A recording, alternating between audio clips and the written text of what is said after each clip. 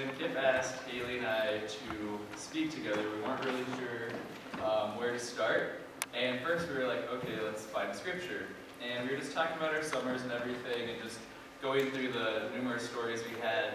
And then when I told her the theme verse for Mountaintop, which is what Lee read, we thought that it applied to both of us perfectly.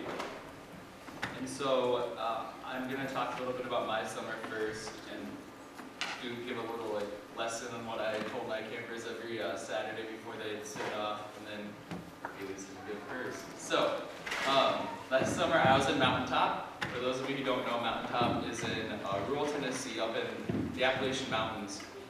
There we have 2 camps, and the churches come from all over. We had people from Texas, Iowa, we had a few from Iowa, Ohio, all over the place that come each week. And during that week, they get split up and mixed around. They meet all these new people, and every day they go out in the county and build things for people or paint things for people. Sometimes even just the social need of talking with the different people in the community is what they need. They don't really need their porch painted, they just need someone to talk to. So what I would do is facilitate all that. I would help find the projects that were going to be completed. I would check up on the kids and make sure everything was going okay. I would answer all the questions they had, which were a lot, but it was fun getting to know all of them and just teach through all of them. And so every Saturday after kind of when we were concluding the week and just going over everything, I would try to reiterate the idea of the theme verse, which was James 2:14-17. And to me, basically, it was saying that our faith is important, but it's also important to do God's work and live through Him. It's an equal balance, and learning that is an ongoing challenge, but once we do, it'll help just live through Him and do everything that He would like us to do. And so what I explained to them is that it's not every day we have a ministry coordinator, is what I was considered at Mountaintop, to give us a project. We don't always have Habitat for Humanity or a bake sale, whatever the case may be. We don't always have someone asking us or telling us what we need to do the Lord's work. So just remembering that opening the door for someone or just smiling at someone is just as good, and it's just important to keep that in mind in our daily lives. A quote that I always shared with them was that it says, I could really use someone else's smile today. And I think it's super simple, and it's from an anonymous source, but it's so powerful in that it is so simple. Someone else's smile could brighten your day, even if you don't know their name or never see them again. That simple task of smiling can help them out. We had some pictures, but with technical difficulties, those are unable to be shown. So that's my little view on Mountaintop.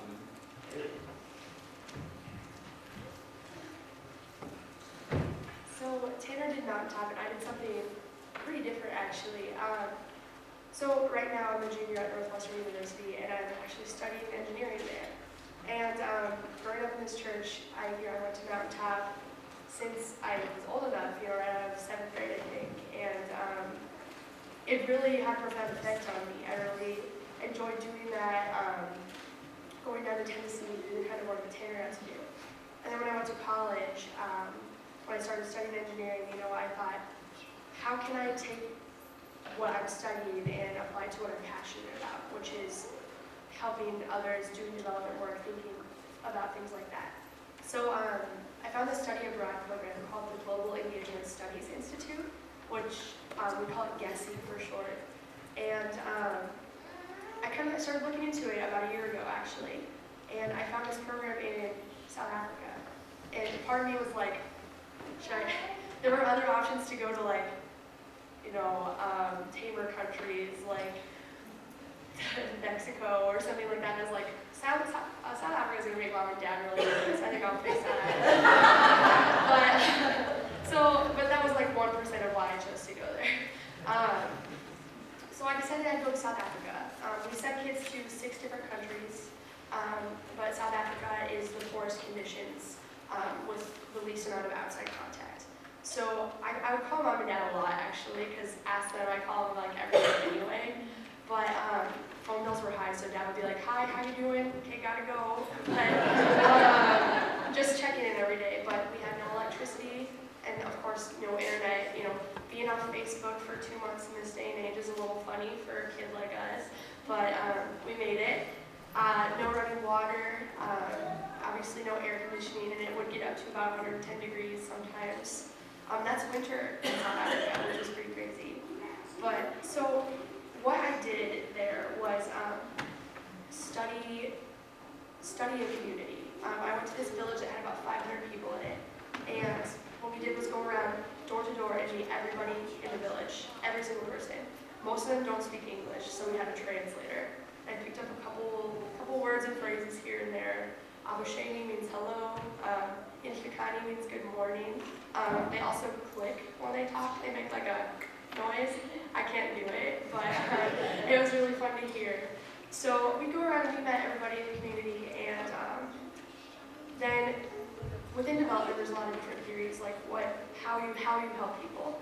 And the theory that we chose to use was called asset-based community development. You go into a community, figure out what the assets are, what people love about their town, what are they good at, what are the best parts about the place that they live.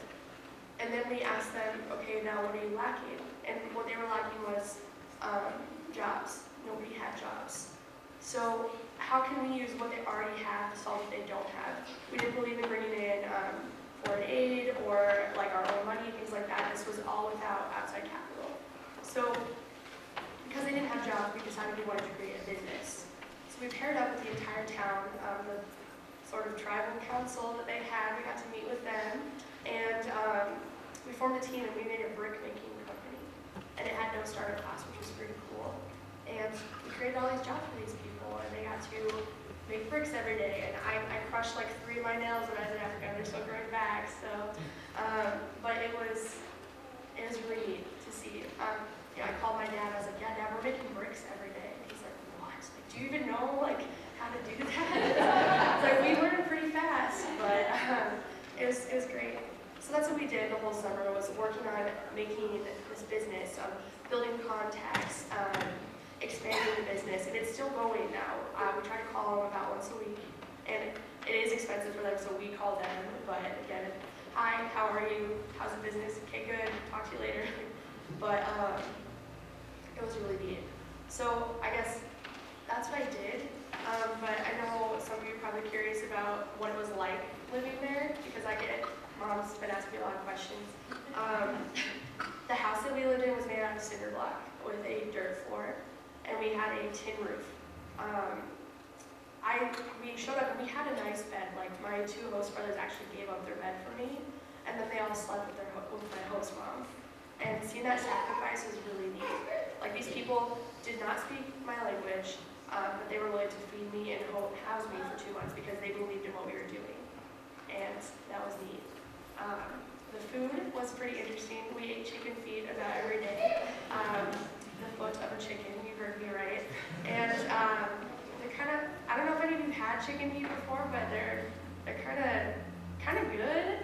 But there's like so many bones that you end up kind of just eating the bones with it a little bit. Or at least maybe I was just lazy, I don't know. But it was good. They'd always ask me to make American food for them. And I lived in a dorm and sorority house, like in my real house most of my life, so I don't really know how to cook yet. But I ended up making scrambled eggs and spaghetti, and they loved it because they didn't have it before. So, yeah. Then we got to do a couple fun things. There was like one weekend where we got to go on a safari because we were very close to Kruger National Park, which is one of the biggest safari parks out there.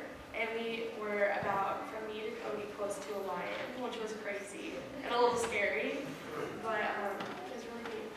And then finally, one more thing I want to talk about was church in South Africa. So I was like really interested to see what church would be like there. Traditionally, they're not Christian, but the missionaries in that area are very far-reaching and actually really incredible. There were 6 churches in this town of 500 people, and we went to every single one of them at least once. And let me tell you, church is about 6 hours long, and none of it's in English, none of it. So I was a little worried that I'd fall asleep when they first told me that, because I was like, 6 hours, I don't understand any of it, like, but it wasn't. It was awesome. We were on our feet, we were dancing the entire time. Like, I was the only like white person there, so I stuck out like a sore thumb. And they were like, "Get up and dance," and it was so neat. And you could really see their faith in the way that they talked, and in the way that they prayed, the way that they sang. I didn't know the words. I didn't know what I was saying. I wasn't pronouncing any of it right, but it was awesome. And you really feel that's real faith when you're there, and you can really feel that connection with other people. And that wasn't something I was expecting out of this trip, but it's definitely something I got. So that's it. We'll be around after church if you have other questions for us, but thank you. I did.